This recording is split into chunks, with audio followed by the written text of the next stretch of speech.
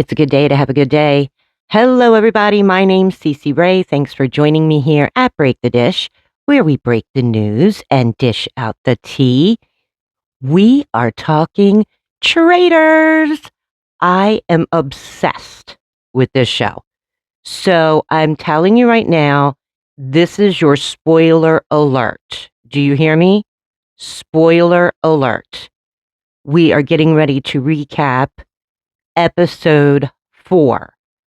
Season 4, episode 4. So if you have not seen any of the episodes of Traitors this season, or if you have not had a chance to see episode 4, then you want to go watch it, pause this video, come back, so that you can recap with me, and we'll have a good time.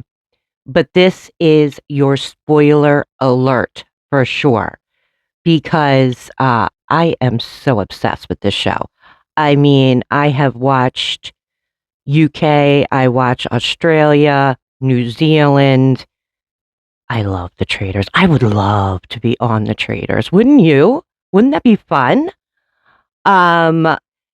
We left off. Well, let's just chat for a second. I mean, let's just talk about who the Traitors are.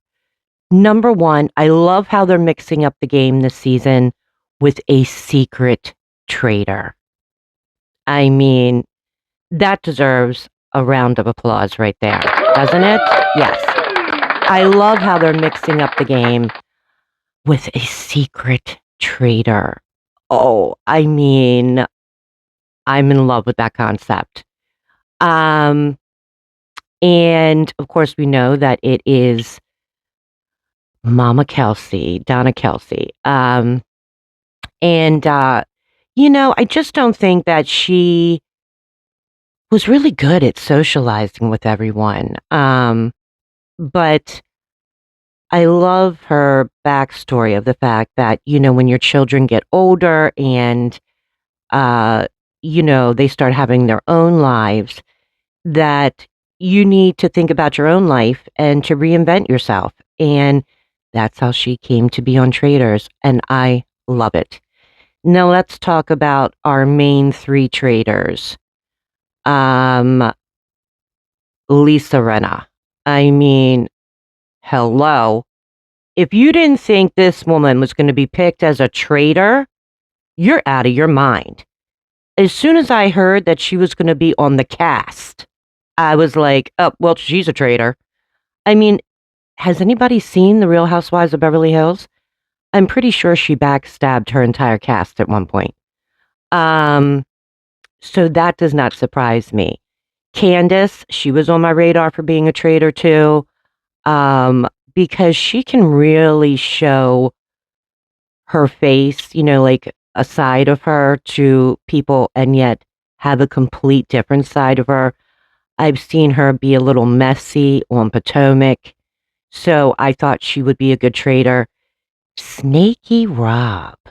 I think he's right. He was saying how all the women that he dates, kind of underestimate him, and, they can't get a good read on him. And I have to admit, I could see that. I think that's a really good choice as a traitor. I was so excited to see Michael Rappaport being cast. I love to hear his opinions on the housewives, but oh my God, come on.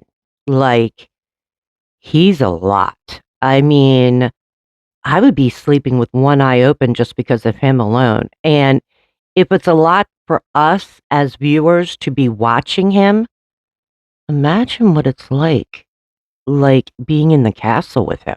I mean, seriously. Whew. But Lisa Rinna. Wow. I mean, I cannot believe that no one thinks she's a traitor. She is something else. But we're going to get into it. Before we do, make sure you like, subscribe, hit that notification bell, because here we break the dish.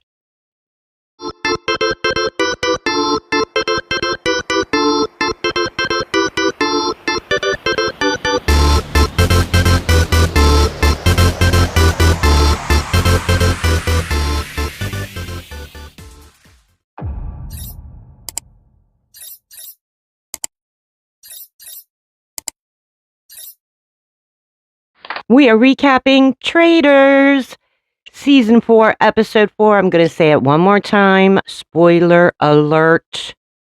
If you have not seen any of the episodes or you have not seen Episode 4 yet of the season, pause this video, go watch the show, come back so that we can recap together. Okay? But we're going to get right into it. So we left off where the secret traitor, Donna Kelsey, got banished. The faithfuls, they voted a traitor out and they are excited.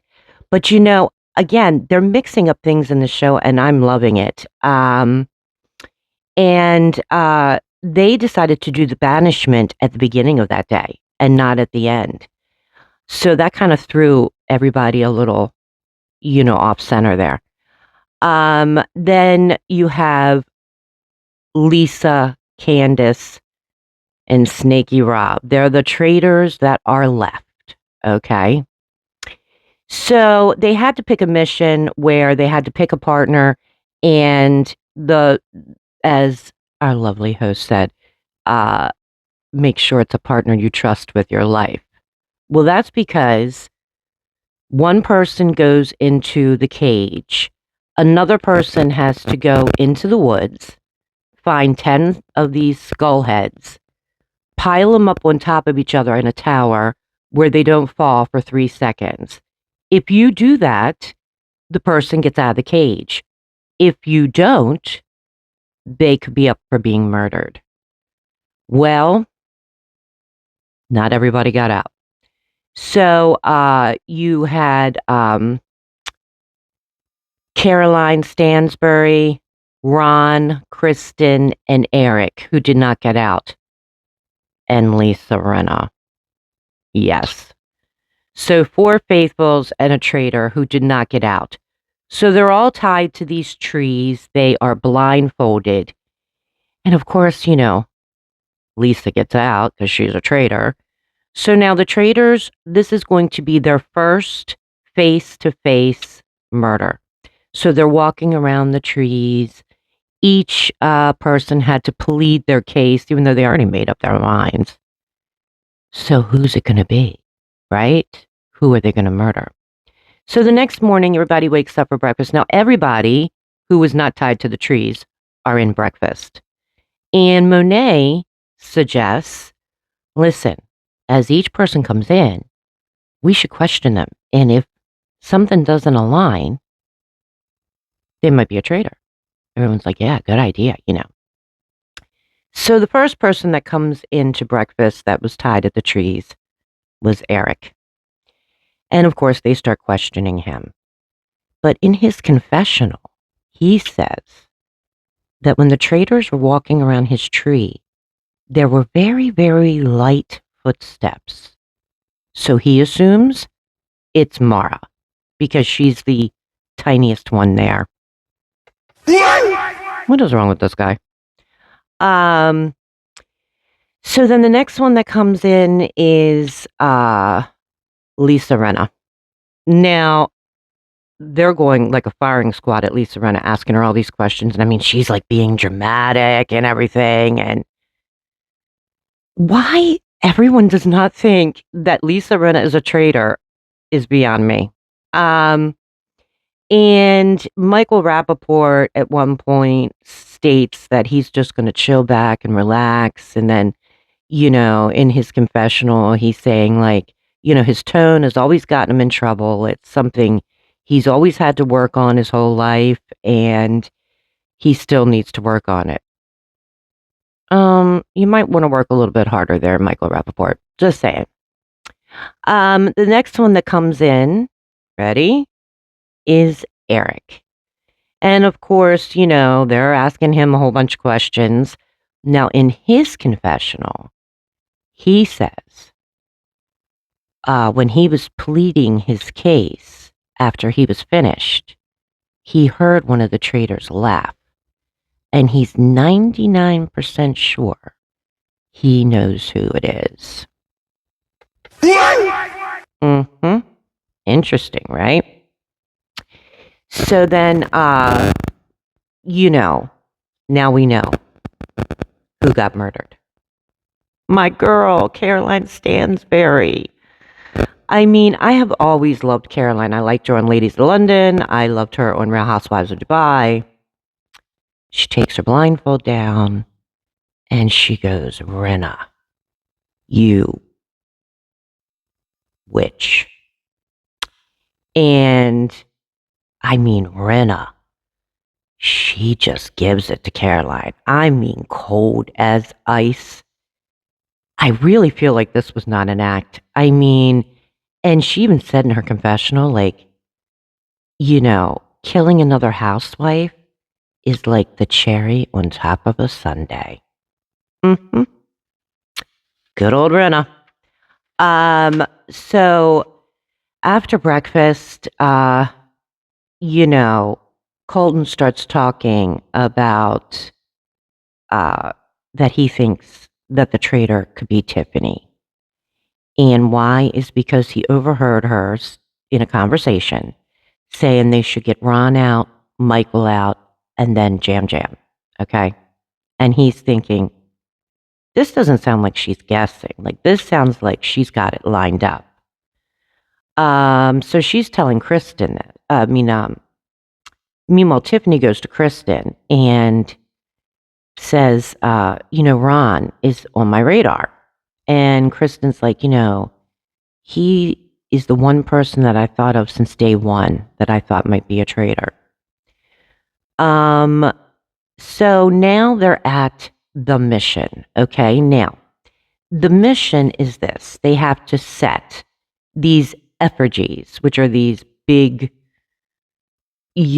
steel things ablaze. And how they do that? Well, there are these corn dolls that are hanging from the trees, hanging everywhere. And where these corn dolls are, we'll point them towards these hidden spears. You take a hidden spear, you run back, you put the spear into, the fire pit, and you set the effigy ablaze. And for each effigy they light ablaze, they get $2,000. But there is a trick to this. Of course there is. So all the contestants start with a shield, okay? But when you set your sword ablaze and you punch it into the effigy to put it on fire, you have to yell the player that you no longer want to have a shield. And that person can be up for murder. All right? Now, they're all in different groups. There's 5 groups. So the first group is, before, I have to tell you this, too. Before they're all, like, trying to sort out, like, what group do I get into? Monét, under his breath, whispers to Candace, wrong one, Monét, and says, I don't really trust Rinna. And in his confessional, he says, there's like a little tickle in the back of my throat. I don't have any proof. It's just a vibe. I just don't trust her. So the first group is Monét, Lisa, Candace, and Eric. Second group, Kristen, Mark, and Colton. The third group, Mara, Rob, Tara, and Dorinda. Fourth group is Stephen, Michael, and Natalie. And the fifth group is Johnny, Ron, Tiffany, and Jam Jam. Okay? So they have 25 minutes to complete this mission. So they all go running into these woods. And the first group, Colton's group, gets back first. And they yell Ron's name because they think he's a traitor. So he's not going to, if he's up for murder, he's not going to die. So they yell Ron's name. The next group, Candace's group, they yell Tiffany. Okay? You have to remember, they don't think she's going to get murdered either. Tiffany is now mad that they yelled her name. So her group has the next spear, And she's mad. She's like, give me that spear, So she goes up there and she yells Monét's name. Then Dorinda's group gets the next spear in, and they yell Michael Rappaport. Well, everybody wants Michael off. Whether he's a traitor or a faithful, it doesn't matter. They're just tired of hearing him. So they yell Michael. And of course, Michael's like, he can't be quiet about it. So Michael's group comes up and they put the spear in and yell Tara. But when Michael yells Tara, he just doesn't yell her name. He now puts the spear down. They're running back to the woods to get another spear. And the whole time he's running, he's yelling, Tara! Tara! And our lovely host says, I think Michael missed the concept. You only have to say the name once. And meanwhile, you can still hear Michael as he's running through these woods yelling, Tara! I mean, it was a little crazy. And then the last group to get, was that the last group? No. The next group was Rob's group. They yelled Steven. Colton's group yelled Lisa Rinna. Now, his theory about this was, well, she didn't get murdered at the trees the night before, so she's probably safe this time.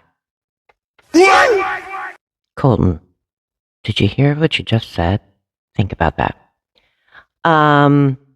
Johnny's group yells Mara, and Michael's group comes back with a spear. They yell Johnny, and Colton's group comes back with the last spear, and they yell Jam Jam. Well, I mean, Jam Jam just falls apart. He's crying, and everyone's like, don't cry. And I mean, it's a little weird, right? But the group as a whole gained 20,000. So now the total of the pot is $90,000. So that's not bad, okay? So we should give them a round of applause for it, because that was good. Okay.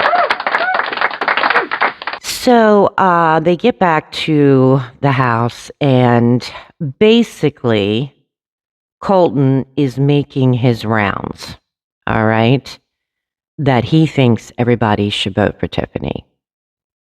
She made this big eulogy about Ian when he was killed, and she had the murders, or not technically not the murders, but, who should be off next should be Ron, and then Michael, and Jam Jam, and he thinks that she's like a puppeteer. And Candace questions him and questions the whole thing, and she's like, is it smart? Because I thought we were going to go after Ron. And so are we being smart about it? You have to remember, she's a traitor. So now everybody is at the round table. And I mean, Colton just goes for it. He's like, tonight, Tiffany, I'm voting for you. I think you're a traitor. Well, I mean, she was not seeing this coming. And he tells her why. You planned, I listened to the conversation the night before. You planned for Ron and Michael and Jam Jam. And I mean, Tiffany is getting heated.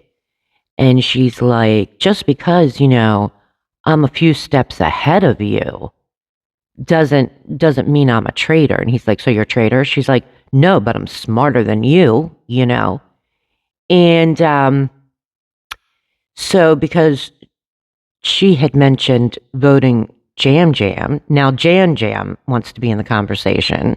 So her and Jam Jam start getting into it. And then, Ron says, well, I do think it's you. Everybody else now is, well, then Mara and Ron get into it because, Ron thinks that it's Mara because of the light steps. And she's like, light steps? And he's like, yeah, when I was tied to the tree, I heard very light steps. And she's like, Don't come for me like you did Portia. Like, don't even bother. And listen, Ron knows he's on his last leg here. And then Eric decides that he's going to make his case at the round table. So he says, while I was tied to the tree, I was pleading my case to the traitors. And I said to the traitors that if you kill me tonight, I hope the ghosts of all the faithful that were murdered before me haunt you for the rest of your life. And he said, when I was finished saying that, I heard somebody laugh. Well, everybody's like, what? And he looks right at Tiffany and he says, and I'm 99% sure it was you. Really, Eric? Not only that, but then he really starts cementing it down. He's like, I listen to music all the time, and I know what I'm talking about. Well, I think that really convinced the entire group to vote for Tiffany, okay? And Tiffany is saying, like, you guys are making a big mistake here, you know. So Candace starts with her fake crying, which we've seen on Potomac, you know. She's like, I don't want to cry here, but I really think that we're making a mistake like we did with Portia. I don't think she's a traitor. Whatever. And so now, you know, Candace is crying, Tara's crying, Tiffany's crying, and what happens? Tiffany gets, you know, banished. And she stands there and she says, you know, she played the game the way she wanted to play it. And basically, I hope you all get what's coming to you because I'm a faithful. Well, no surprise there, right? So they banished poor Tiffany. All right. And so the whole group is sulking and they leave. And now, of course, it's the traitors' turn. They're up in the turret. They take their, you know, whatever you want to call it, their covers off. And Candace is like, you know, that really got me. You know, I know she's a single mom and she really wanted the money. And here's Lisa Rinna. Like, yeah, I know. I could see it really got to you. If these two traitors do not think that Lisa Rinna will not stab them in the back, they are idiots. Because unless she gets banished first, oh yeah, she's coming for them. Don't get it twisted. But they have a murder to complete, don't they? So they are left with Ron, Tiffany, Monét, Michael, Tara, Steven, Lisa, which she's a traitor, Mara, Johnny, and Jam Jam. Now, they don't want to murder Ron. They don't want to murder Michael because chances are they're going to get banished, okay?